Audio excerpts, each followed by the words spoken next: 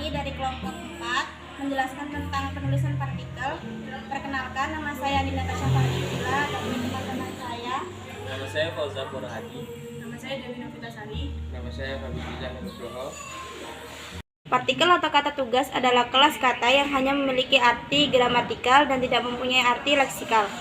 Arti suatu kata tugas ditentukan oleh kaitannya dengan kata lain dalam suatu frasa dan kalimat dan tidak digunakan secara lepas dan berdiri sendiri.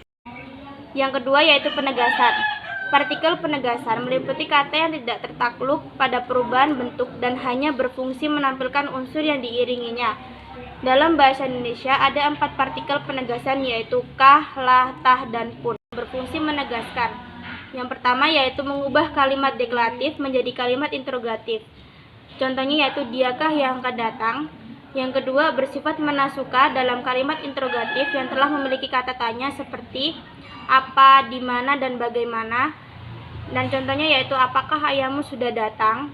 Dan yang ketiga yaitu memperjelas kalimat interrogatif yang tidak memiliki kata tanya. Contohnya yaitu akan datangkah dia nanti malam. Katalah dipakai dalam kalimat imperatif atau deklaratif, yaitu menghaluskan sedikit nada perintah. Contohnya kalimat imperatif yaitu pergi sekarang dan sebelum hujan turun. Yang kedua, memberikan ketegasan yang lebih keras dalam kalimat deklaratif. Contohnya yaitu dari ceritamu, jelaskan kamu yang salah. Dan yang selanjutnya yaitu kata tah. Kata tah dipakai dalam kalimat interrogatif dan bersifat retoris.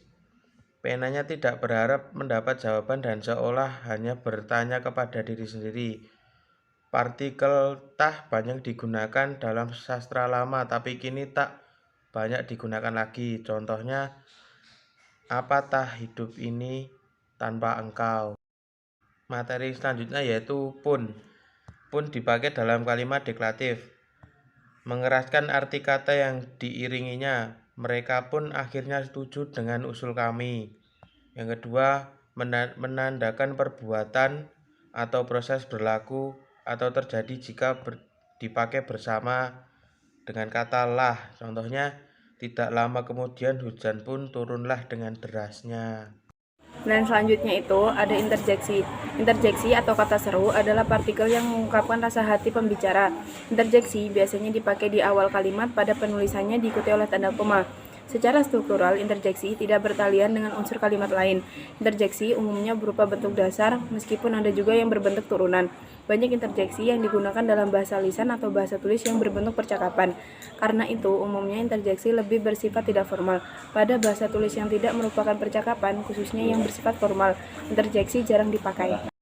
Jenis-jenis interjeksi. Yang pertama, ada interjeksi kejijikan, yaitu bah.